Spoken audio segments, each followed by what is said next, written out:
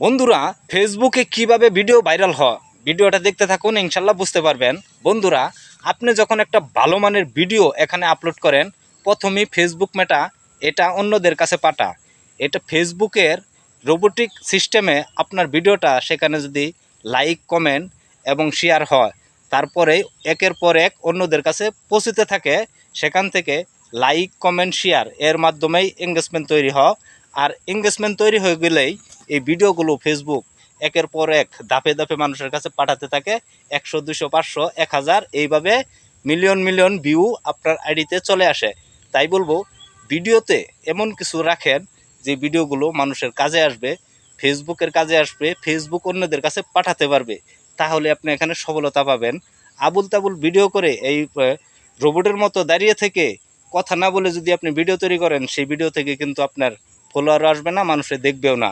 তাই বলবো, টেকনিক খাটিয়ে ভিডিও তৈরি করুন, তাহলে আপনি এখানে সফলতা পাবেন। এই ভিডিওর কথাগুলো যদি ভালো লাগে অবশ্যই লাইক, কমেন্ট, শেয়ার করবেন।